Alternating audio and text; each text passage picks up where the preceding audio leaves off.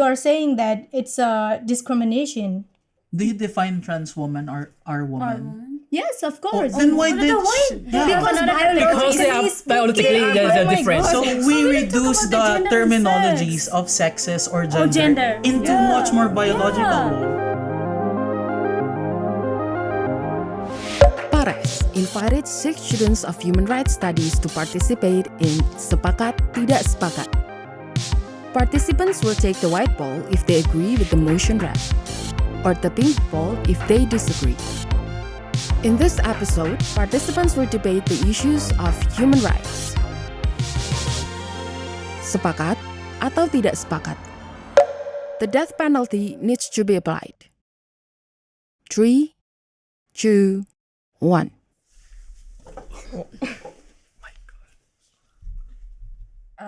I agree with that penalty should be applied. For example, like corruption cases, I think it's good to be applied to prevent the same cases happen in the future.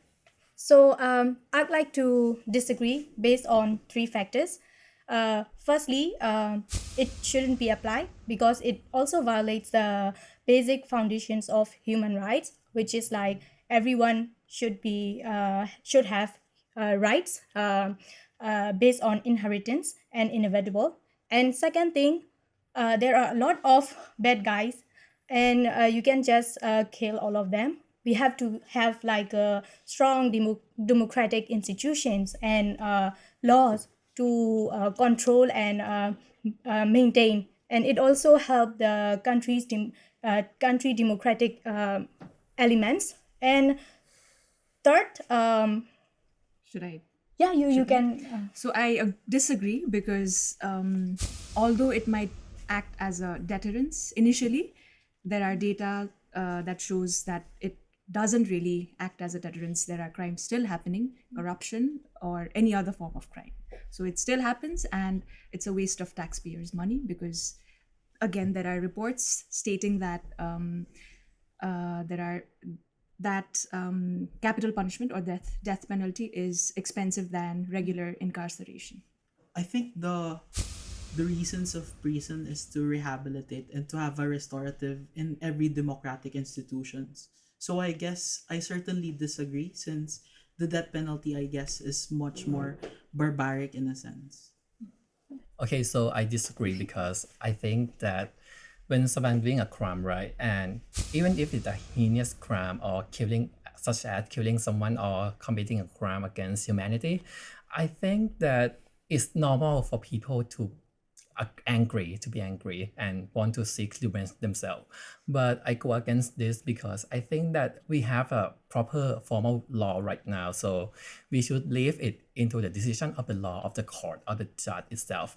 We should not really emphasize that people, if they are bad people, they should die. We should become in the notion that if they are bad people, they should be rehabilitated in the specific area. And please. Yeah. I'm disagree because human, they have a rationale to think. So so we still need to teach and then to rehabilitate them because they have a rationale. And then as we know that everyone is not perfect, so we still have a chance to change the person itself. Yeah. Okay. And finally, I would like to add one more point. So countries with weak democratic institutions, where laws and regulations are also very weak, that time the innocents could be the victims of death penalty, where people with money are in power. So that's also one of the reasons that I like to disagree. Thank you. But nowadays, if we see because I'm from Indonesia, in Indonesia cases, even though they are already have the punishment in prison, but it's not enough for them to change to be a better person, especially for the politicians. And it's so sad that they are still in the parliament even now. So I think that penalty should be the last choice to save this country. Well, in terms of that, I agree that there are people who are never going to change. But talking in terms of marginalized communities, people of color, women, the so-called low caste people, they do not have the money, resources to actually fight the system, so they can get unfairly incarcerated and Yeah. sentenced to death. So in terms of them, it's unfair, and I'm against it. Okay, I think just because they are bad people, they shouldn't die. They should have their own life and they should continue their life. There should have be some form that respect the dignity of being human. You should not basically just die. Yeah, this is my argument. Yeah. Well, thank you. But I think personally, if in this world, if we let the bad guys live in this world, and what will happen next? So I think it is fair to just give the death penalty to the bad guys in, yeah, of course, in this world, in every country in Southeast Asia. So I think, especially for some cases like corruption, drugs, I think it's bad for our generation, or maybe the next generation. But there will be a lot of bad guys. If you kill one guy, there will be another one. So you can just kill everybody to make it peaceful. So the only thing we can achieve strong democratic institutions and strengthen our democracy is from strengthening our institutions with rules and regulations, not just focusing on individual, but collectively and also institution. Yeah. Yeah. Well, talking about the institutions nowadays, institution becomes a crucial place to be built up, because sometimes if we see there are so many unfair on or inequality rights that happens because of the leader of the institution, and if this always happen, who wants to be responsible with it, right? And then I think the leader, or maybe anyone who do the mistakes, I think, yeah, should be get their punishment. I mean, the worst thing is, instead of they are going to the prison, I think that penalty as the, how to say, like, best choice to do to the, yeah, leaders. Sepakat atau tidak sepakat? Abortion needs to be legalized. 3, 2, 1.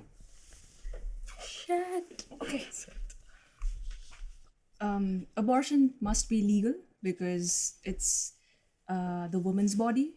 It's her choice. She gets to decide what she wants to do with her body, and it's her agency, her body. So that's why I'm for abortion. I disagree with the abortion because it's a human kill human. So I'm not agree with that. I think in the politics of terminology of humanity, but there is a Supreme Court ruling which is Roe versus Wade that technically say that upholding the constitutionality of abortion. So I guess the question is not about killing humans and humans, but in a sense having free access to women, in a sense, because the problem here is not about like legalizing or illegalizing abortion, but what we have as an access. So I believe even if you disagree with abortion, you can still not take it, but give access to others who likes to have an abortion. Yeah, I do agree with that, because if you know, if there is a girl who raped by the adult guys, I think it's so sad if she doesn't have any choice to abortion her child. I think because, yeah, she has a feature to do, and also she has a career or maybe education that she needs to improve, and if she doesn't have the rights to abortion the baby, I think it's so sad, yeah, because it happens with a mistake. And I also would like to add to that point. So there are a lot of cases where minor has been raped. So in that case, it's really harmful for the minor. A premature childbirth is happening, and also if countries and cultures where there is no good family planning and abusive husbands, in that case, if abortion is not legalized, then she could have been in a very serious situation, because she's also carrying unwanted child. That is also because child marriage is also everywhere, right? So if she give birth to child, it's also dangerous for her as well, and also for the children, for the baby. So yeah, it should be legalized and protected by law. Yeah. How about the child? Because I'm not disagree with the abortion itself, because it's also with harmful with the woman itself. So that's why I'm not agree with that. I'm a human. I'm also a woman, so I feel it. I don't want to abort my child if I have a child, because my child is part of me. I would like to add something like it's there are multiple stages to when the fetus can be called a baby or a human. So the fetus does not have a legal personality. Yeah. So it is a fetus, a tissue. So it still can be aborted. So scientifically speaking. So scientifically too, with the studies, the problematic abortion is the illegal one, but the safe abortion is very safe in a sense.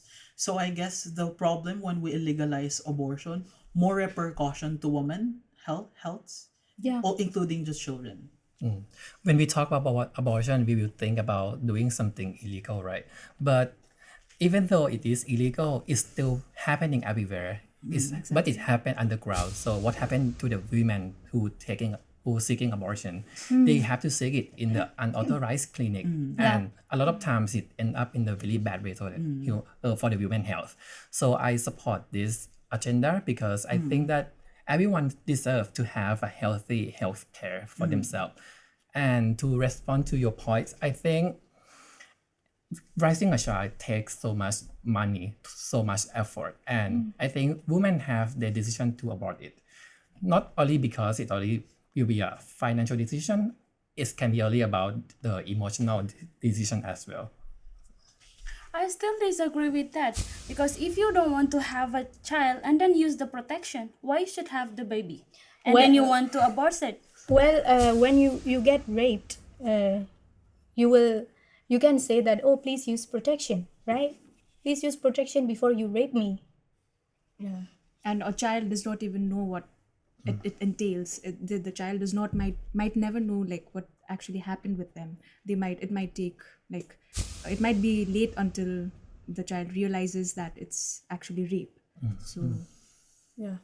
And then what happened with the poor people, especially for the woman, if they want to give birth to the baby and also they want to raise a child, I think it will be hard for them, as Peter said, that if you want to raise a child, that you need money and efforts, and if for the poor people they don't have those ability and facilities, and I think abortion is the last choice for them to do for a better life. And I'd like to add one more point. In some religions, conservative and fundamentalist, they do not like to use protection because they think that it's kind of like deviant, or I don't know, like you shouldn't interfere with the nature of God made, because this is beautiful, right? So around the world with conservative religions and culture, women become sex slaves. So in that case, you have no choice. You cannot say that please use protection. There are a lot of unwanted pregnancies that women are in serious health conditions. Okay, whatever you are saying, but I'm still not disagree with the point, because if someone's raped me and then I have a baby or I'm pregnant, I used to protect my pregnancy because it's part of me. Whatever, even though in the religions things that okay, we need to is a part of beauty, and also of course my baby also is part of beauty and also a part of me. So abortion is not. So I disagree with the abortion. Whatever has happened, I disagree with that.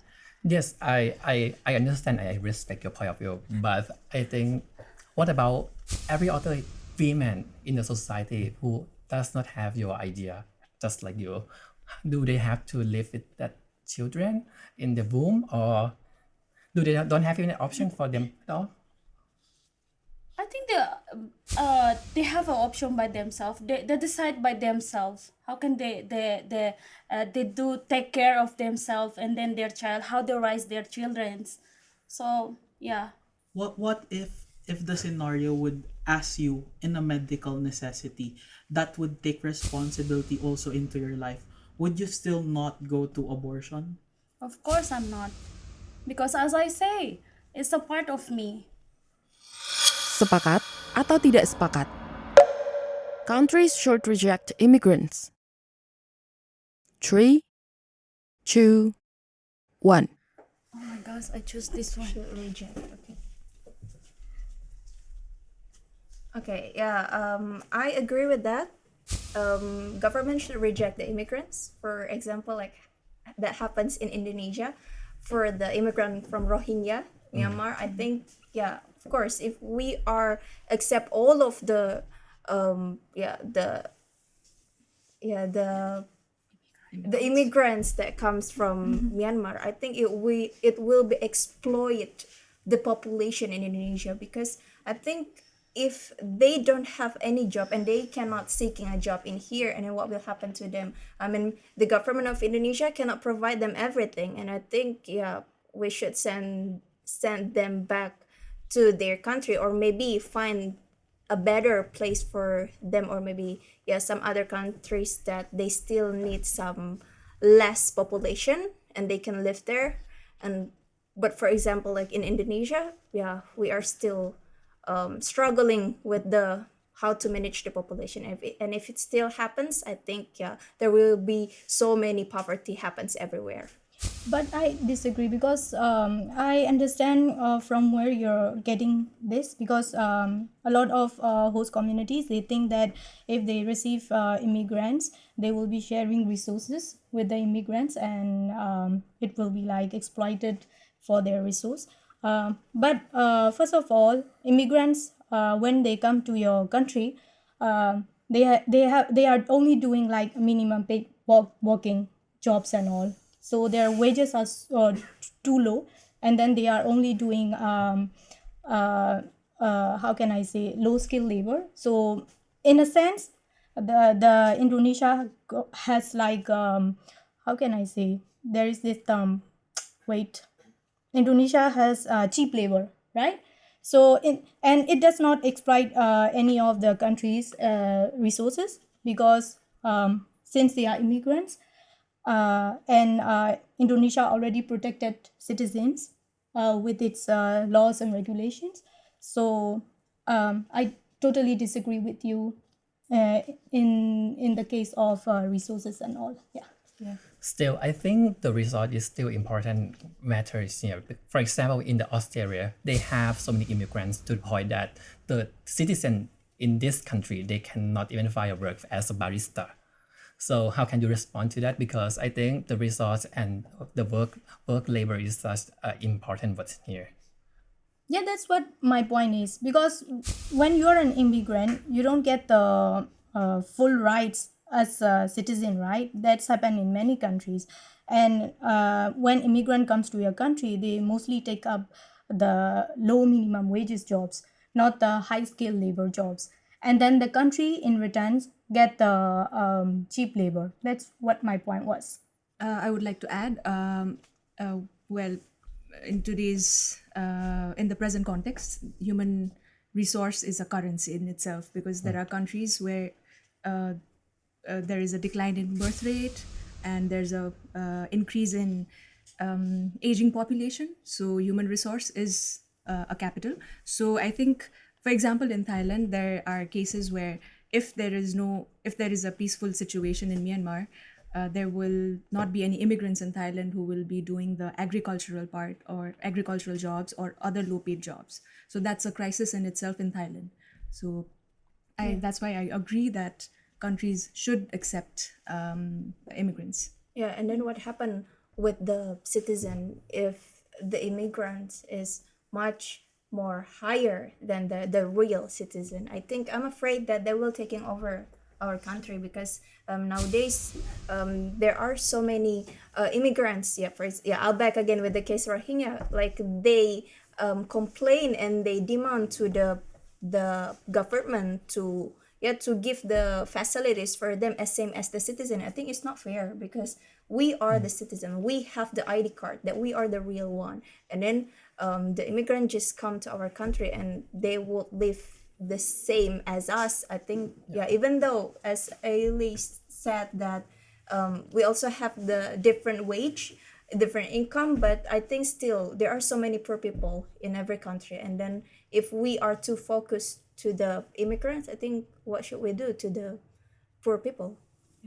Well, we can also talk in terms of humanity because they are escaping the persecution in their own countries. We can't just push them away, right? They need somewhere, some place to go to seek refuge. And there's another crisis looming over us, that is climate crisis. So sooner or later, we might also be climate refugees. So what if our country faces such situation, such crisis, and then if we want to seek refuge and the other nations, if they just say, hey, like, I think it's more about putting ourselves in their shoes also.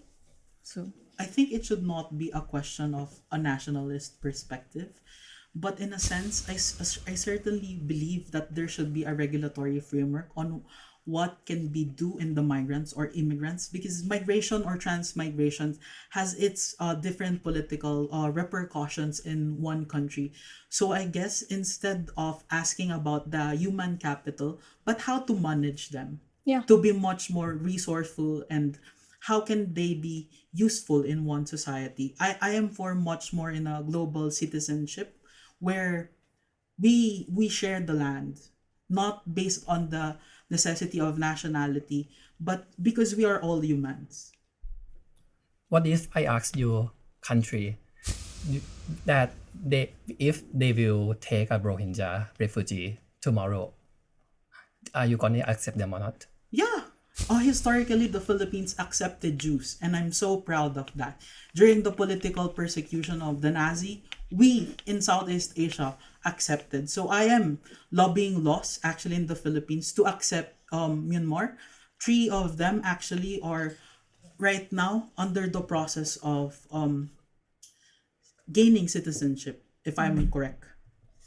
And also, in a world filled with wars, instead of making this not possible, we can have the proper mechanism to maintain and to provide resources for immigrants around the world. I think we should go towards that direction instead of just not accepting immigrants and pushing them away, because everywhere it's happening. Just one quote that I want to say: if you help one other people once a day, other people will help you. That's the short. Just protect them because they need a place, they need a shelter, they need a food, because of their situation of the war and conflicts all is going on. So they need a protection. Maybe not for a long terms, but for a short terms, we need to protect and give them shelter. That's it. Yeah, but sometimes it's not the responsibility of the country. We have United Nations, right? And I think United Nations should be do their job to protect the refugees in there. And then if we demand to the country, and then also we have a big populations, and we should be protect our citizen first rather than the refugees or the immigrant who comes to our country. And then that's why I still agree that I do reject the just a second, I have a question. So is Indonesia not a member of UN? Yeah, of this course. is a question. Yeah. It So is. which UN you're talking about? I think there's only one UN. Yeah. Yeah, it's okay. Can I? Okay. I think even though Indonesia in still part of the UN, but even though like that, there are so many countries that I think it's they still have a less population with that. And then if we accept the refugees, yeah, back again, like I'm sad that there are so many inequalities that happens in every countries. And I think maybe if there are some countries who already in a stable and developed country, maybe that's fine for just accept the immigrant, but with some conditions.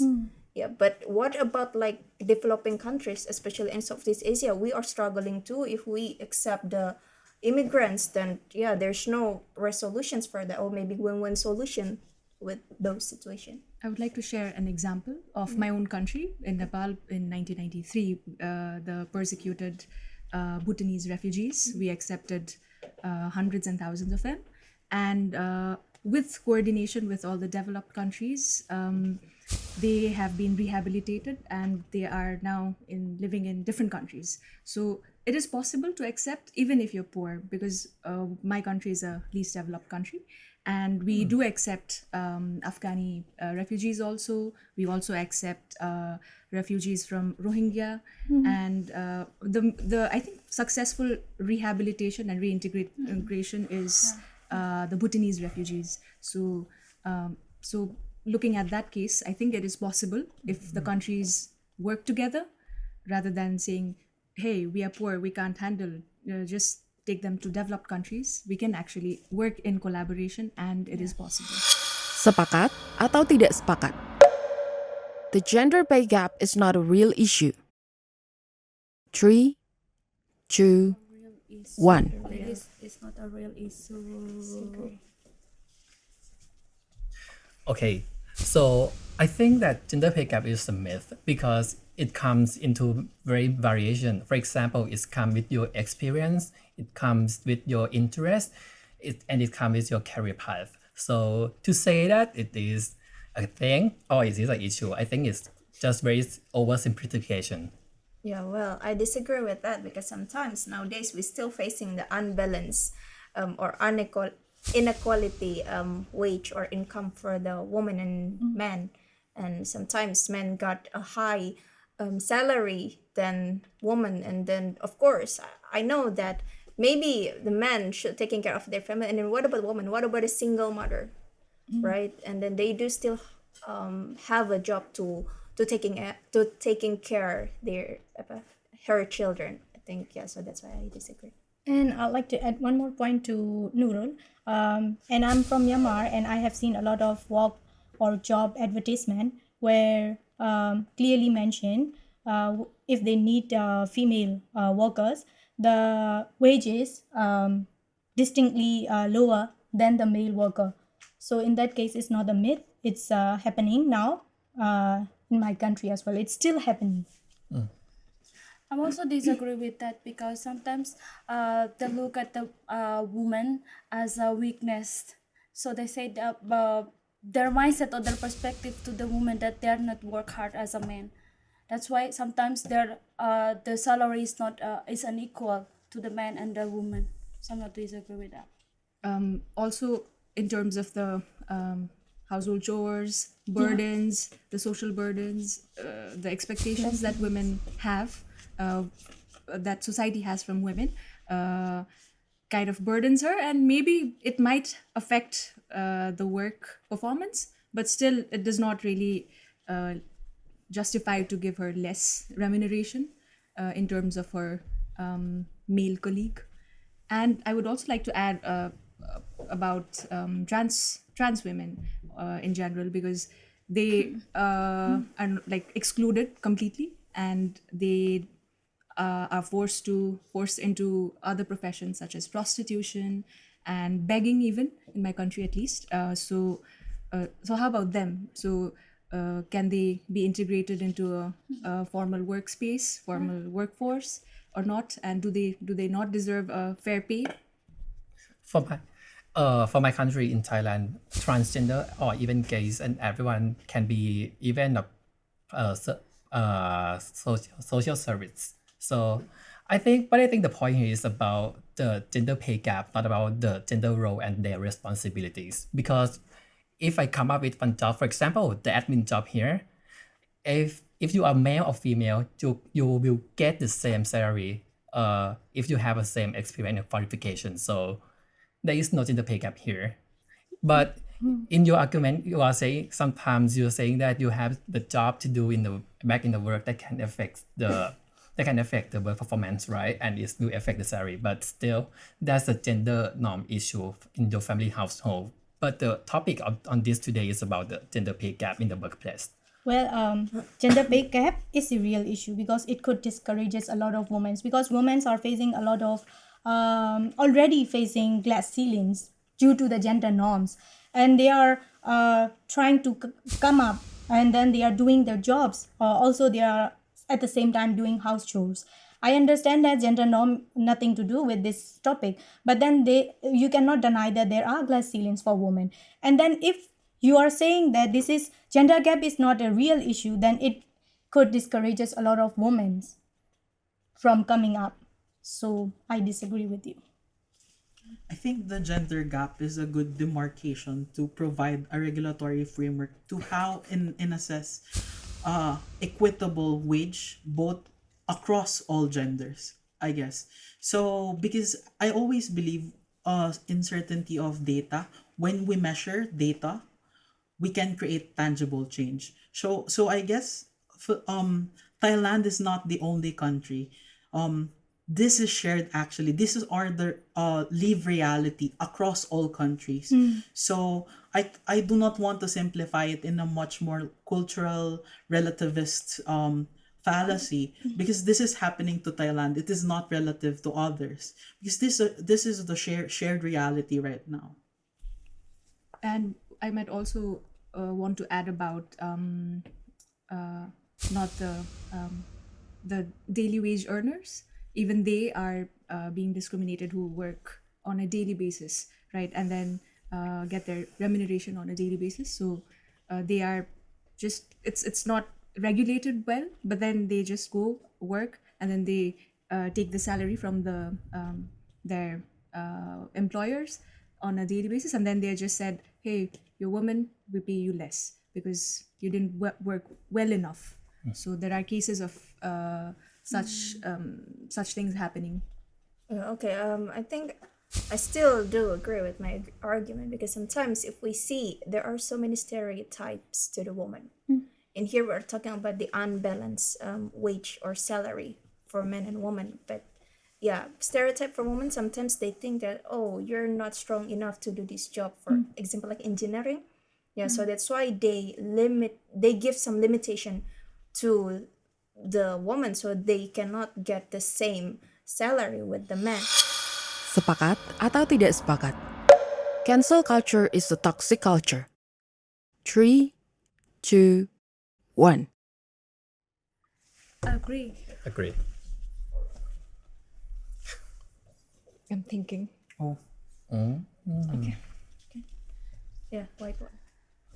So I think cancel culture is toxic because it limits how people express themselves, and they have to self-censor themselves in some certain topics. For example, if I want to talk about the gender problem, sometimes I think it's still controversy in some contexts, and if I talk about it, I got cancelled. Yeah. So yeah, it is quite toxic and self-censored. I think it's not really toxic. It might have some certain levels, but then it actually opens up space for discussion, more discussion actually. So if you talk about it, if someone criticizes you, does not mean you're being cancelled. It's just inviting more discourse on that topic. So, and it's also a core principle of a democratic society to have an open dialogue rather than just give your opinion and then move on and then never talk about it. So But I think mean, it's- most of the time, it's not about the open dialogue at all. It's just about cancel people, They are not about facts. It is not about facts. It is about emotion. It is how you want to destroy people. Yeah, and how about like the hate speech? I think it's not appropriate if you are speaking about what you want to say, but if it's like hate speech and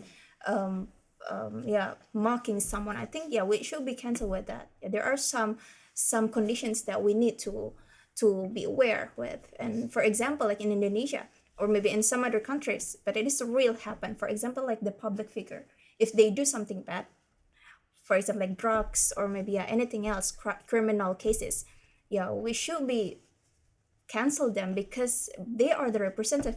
They have their fans, and their fans will follow them. If you're not cancel it, and then what will happen next? So I think I disagree with that. Yeah, but it's quite irony, right? Because cancel culture can happen because of the freedom of speech.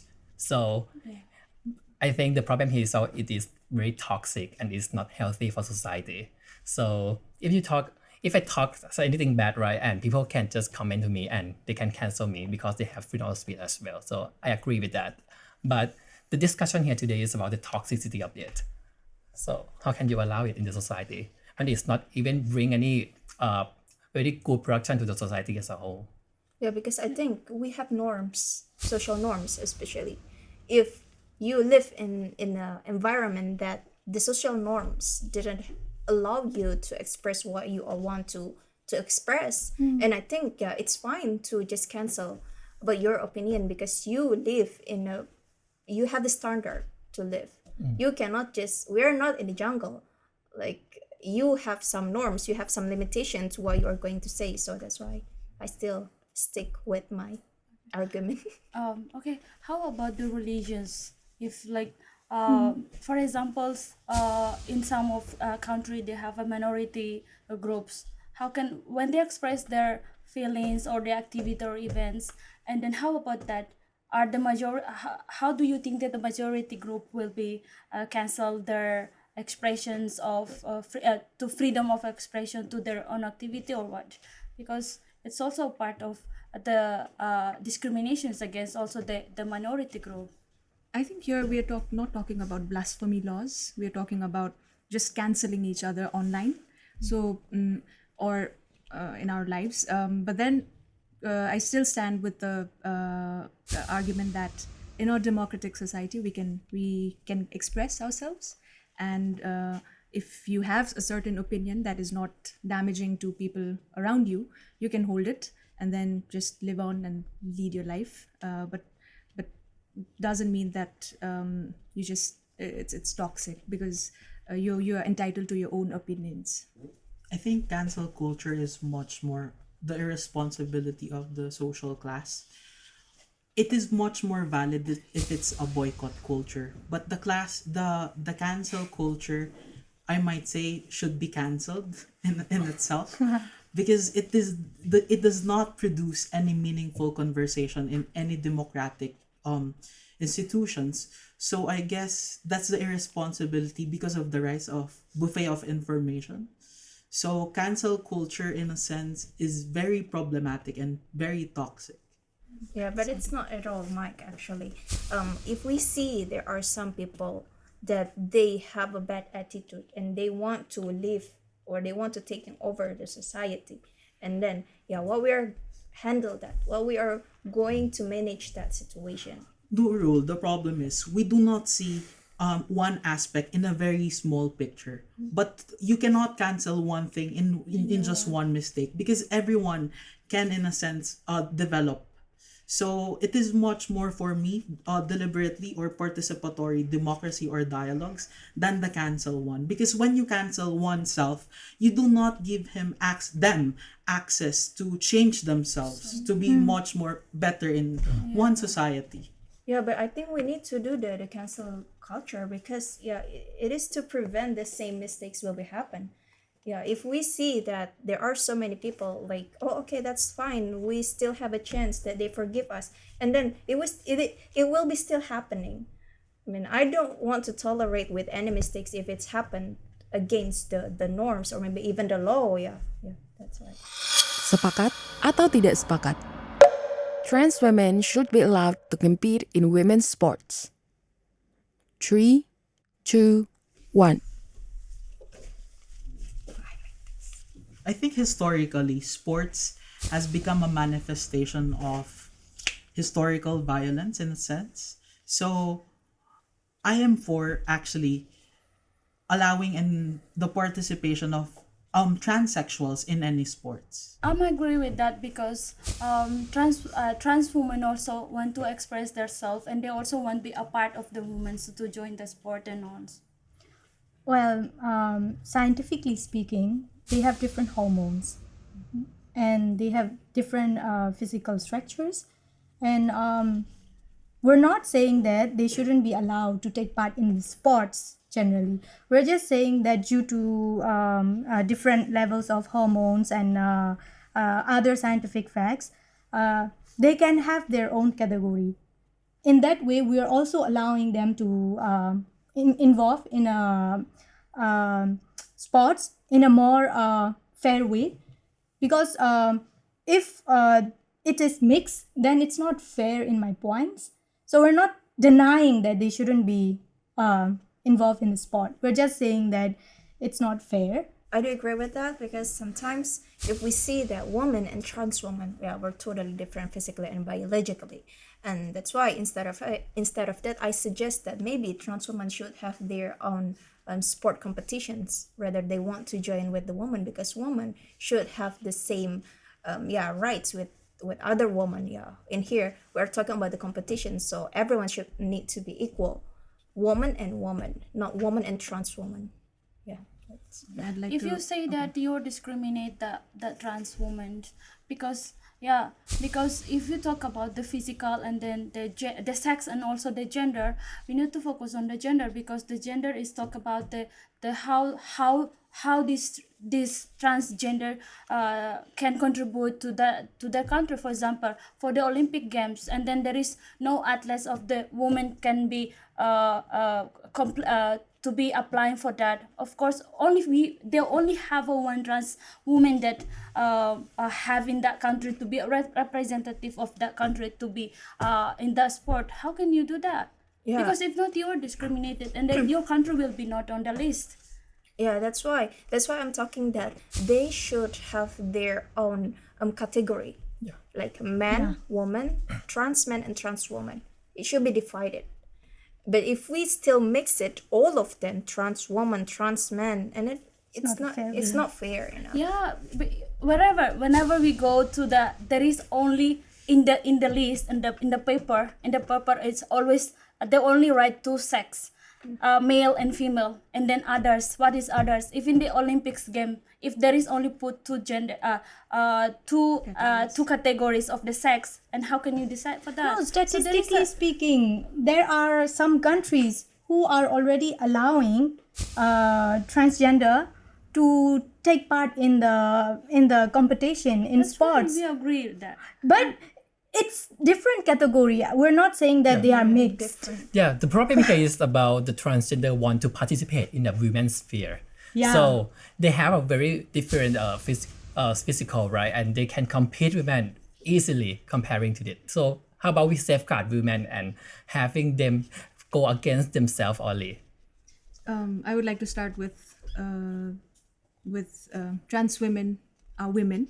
So in terms of hormones, there are cases where women also cis gender women also have hormonal imbalances, or PCOS, what we call it. So so in terms of that, if I have PCOS and I want to compete in the competitive sports, should I be cancelled, or like should I not? Where do I fall? Which category should I be in? The world right? is perfect, I think, because when you are growing up women, right? Of course they have a very different body as well. They have different hormones as well, but they fall into the category of being woman itself. So what happened when you are man before and you are just taking hormones, everything, and you cut off everything, right?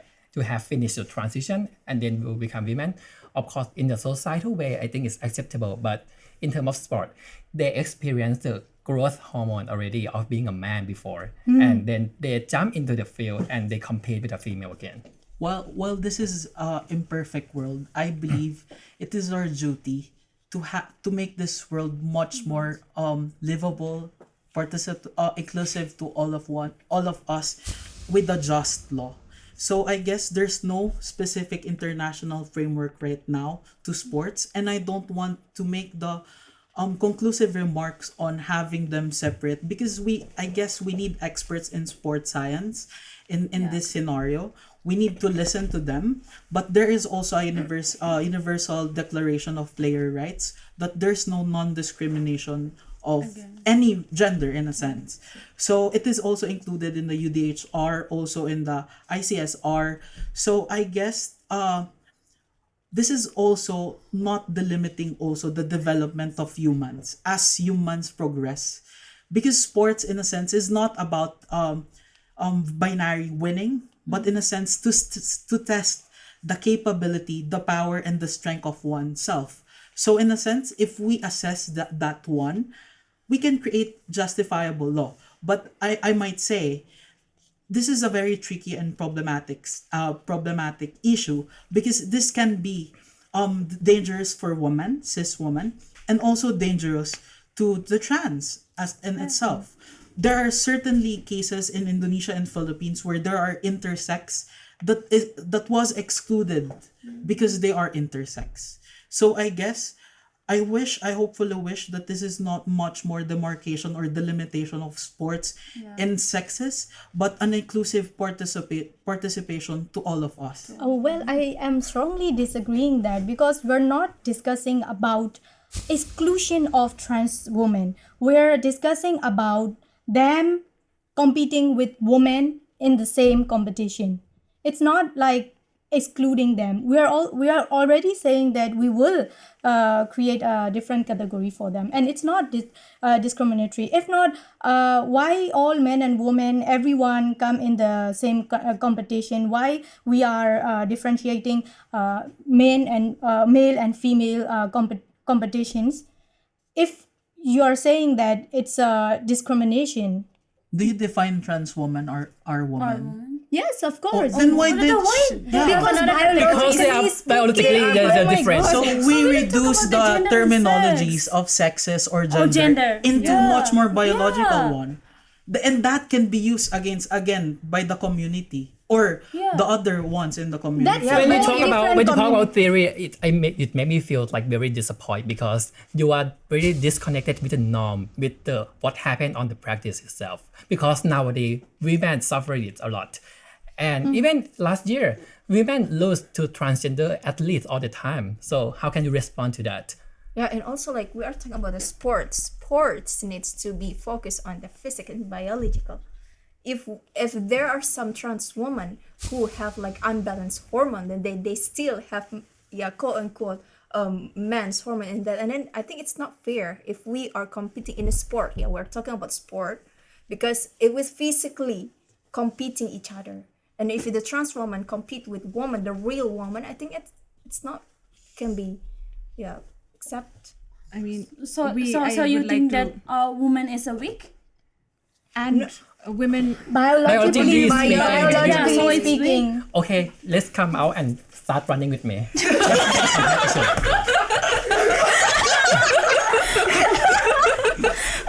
I will prove your point. Okay, Oh my god, sorry. accept. also in terms of like real woman and like a fake woman, trans women are real women, trans women are women, and also with the argument regarding hormones, even women's hormones are not really balanced in a way. It's always and down. going up and down. It's never in a static position. So what category should we put them in? So maybe we should come up with maybe we should remove the categories altogether and mix them, or maybe we can also Would you agree, both of you, if the transsexual, because I don't want to exclude the other gender, would you agree if the hormone is same with woman? Yeah, well, Because that would be a biological argument. yeah, we're talking about biological, yeah, right? Sometimes, So no answer, yes or no, both of you. but yeah, me and we are, Yeah, three of them. Yeah, three. Disagree. Oh, you three. Yeah. Yeah. Well, it's impossible. So I'm gonna say I'm Oh, not. it's possible by science. By science, it's Yeah, possible. yeah. If, possible if by you science. transition before puberty. No, right. What no, about- it's because not they are consistent. they are accustomed with the testosterone before being adult. So what happened here is because they are having a male hormone at the birth to the point where before they have a transition. So you cannot saying that because they have an advantage since before their birth, and then just because they do a transition and they jump in the women world. So there are scientific researches that that tells if they transition before puberty, Yeah. it is actually it's almost It the same depends on the transitology. transitology. So That's why the phase frame- of transition, it That's- depends on that. That's why international framework is very important to all of this argument for the safety of all across gender. Go and run. Get out and running. Get out and run. Running competition. Yeah, let's get up and run and improve your I think there were some point where you guys make me laugh, but I have to control. I didn't know that. I'm sorry. Yeah, yes.